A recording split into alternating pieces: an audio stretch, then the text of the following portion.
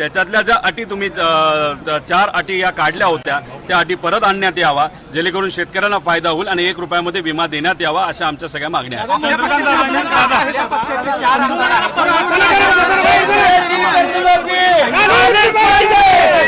हे बघा, या आंदोलनामध्ये त्यांना परवानगी द्यावीच लागेल, नाही तर आम्हाला बसून द्यावंच लागेल. आणि जर तसं नाही झालं तर हे प्रतिकात्मक आहे. मला असं वाटतं की प्रत्येक गावामध्ये तालुक्यामध्ये लोक हे रस्त्यावर उतरतील स्वतःच्या हितासाठी. मला लोकांना आपल्या माध्यमातून इथे एवढंच सांगायचंय, हा लढा तुमच्या सर्वांचा आहे. आता कुठल्याही प्रकारचं इलेक्शन नाही, पण आता सरकारने जर या अटी काढल्या नाहीत तर त्याचा फायदा तुम्हाला होणार नाही.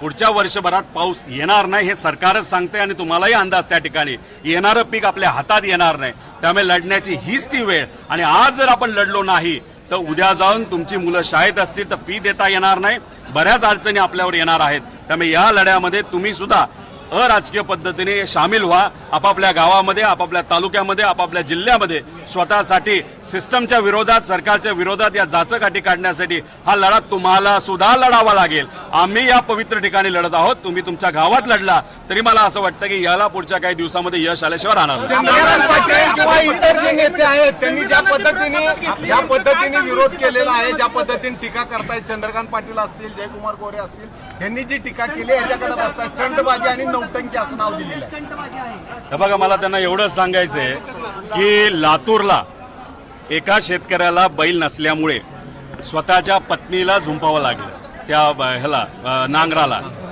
आणि मग तिथं मुख्यमंत्री साहेबांनी अधिकाऱ्यांना सांगून दुसऱ्या दिवशी तिथं बैल दिला. कोणामुळे दिला तर मीडियामुळे आणि विरोधकांनी तो आवाज उठवल्यामुळे.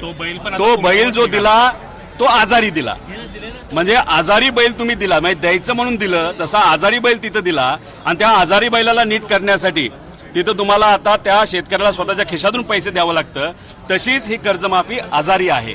इथं लोकांच्या खिशातूनच पैसे द्यावे लागणार आहेत. आणि मला या गोरे भाऊ असतील आणि माझ्यावर टीका करणारे सर्व नेते असतील, मला एवढंच त्यांना विचारायचंय की या अटी ज्या आम्ही म्हणत आहोत, जरा शेतकऱ्याच्या गरिबाच्या डोळ्यात बघून लातूरमध्ये घटना घडली ती समजून घेऊन तुम्ही जरा लोकांना सांगावं त्या अटी ह्या योग्य आहेत, अयोग्य आहेत.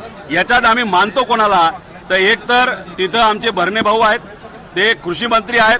ते बोलताना काय बोलले की रोहित पवार नाही तर शेतकरी ज्या काही गोष्टी मांडत आहेत ते योग्यच आहेत. त्यामुळे या बाबतीत विचार करावाच लागेल सरकारला. मग मला असं वाटतं की जर भरणे मामा त्या ठिकाणी मंत्री असताना बोलू शकतात तर बाकीच्यांना बोलायला काय हरकत आहे. त्यामुळे सरकारने या बाबतीत लक्ष देऊन या सगळ्या अटी काढण्यात यावा आणि सरसकट कर्जमाफी आमच्या शेतकऱ्याला, कारण का शेतकरी आज खऱ्या अर्थाने अडचणीत आहे.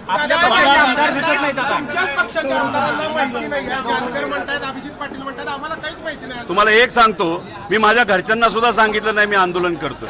त्यांना टीव्हीच्या मदतीने आणि मी जेव्हा घोषणा केली तेव्हा, हे काय राजकीय आंदोलन नाहीये की आमदारांना सांगावं एक गर्दी करा.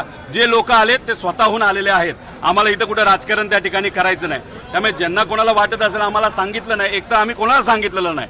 त्यामुळे टीव्हीकडे बघून माहिती ज्यांच्यापर्यंत पोहोचलेली आहे ते लोक शेतकऱ्यांच्या प्रती असणारा कळवळा, त्यांच्या प्रती असणारी आस्था हे बघून नक्कीच या आंदोलनाला पाठिंबा देण्यासाठी अनेक आमदार आणि अनेक लोक या ठिकाणी येतील असा मला विश्वास आहे.